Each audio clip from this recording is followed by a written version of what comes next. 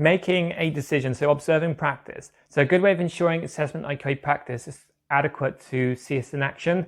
So not only will you as an EQA have the opportunity to see decisions made, but you'll also be able to have a discussion with the staff and the learners afterwards.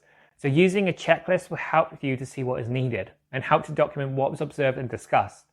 Observing an IQA will give feedback to an assessor, will help to confirm centre practice.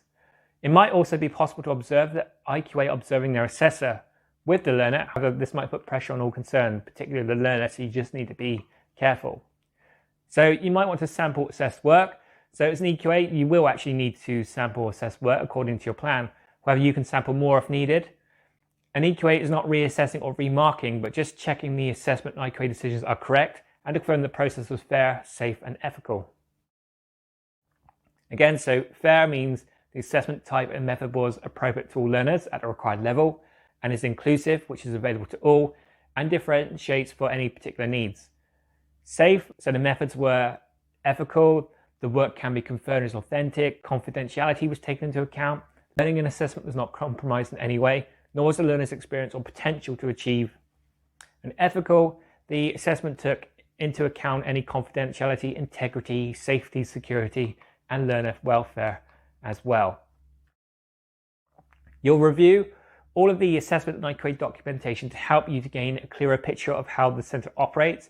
If witnesses are used, EQA should contact a sample of them to confirm their authenticity and they actually understand what their role entails.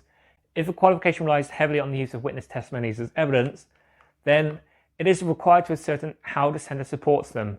So records should be maintained of everything sampled and the AO report should be completed with their findings.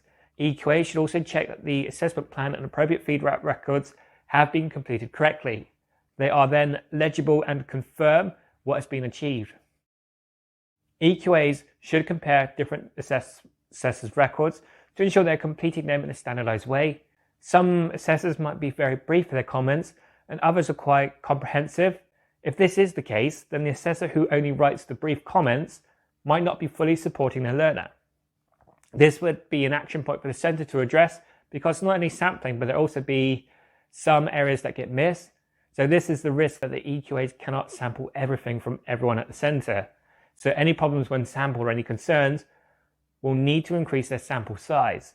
So records should be maintained of everything sampled and the AO report should be completed with their findings.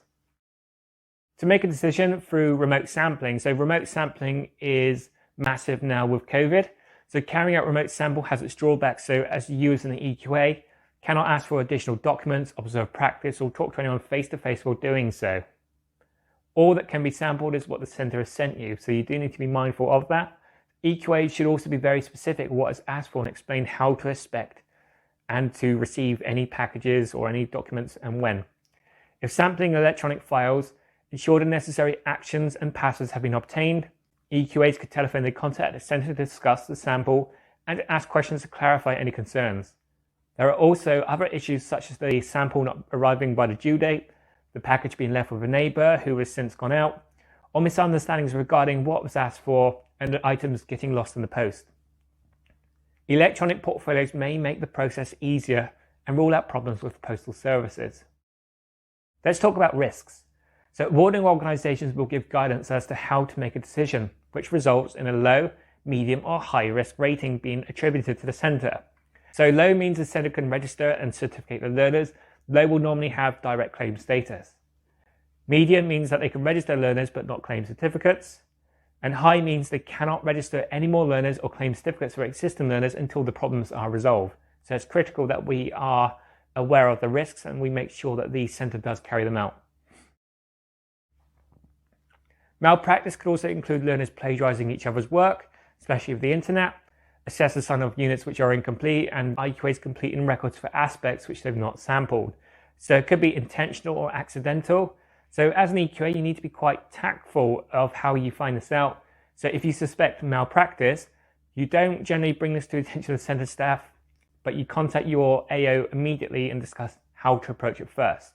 So there are areas where malpractice can be found. This is normally an IQA overruling an assessor. This is generally on pressures to meet targets when the assessor did not actually pass the learner in the first place. So malpractice could include learners plagiarizing each other's work, assessors signing off units, and IQAs completing records with aspects they haven't sampled. So other areas where malpractice could be found are minutes of meetings being produced when they didn't actually take place, standardization records being completed for activities, again, that didn't take place, dates of commencement not agreeing with what learners tell you, assessment records being signed off when the assessments didn't take place. Even if your centre is low risk, EQAs might have identified some areas for development, and this can be the way records are completed. A policy which needs updating, a handbook which is out of date, so you need to agree smart action points with the centre and clearly document these in your report. However, if an action point is not completed by the set date, this can mean the risk rating is raised. If it's not an action point, then it should be stated as a development point or an improvement point instead, which will not affect the centre's risk rating.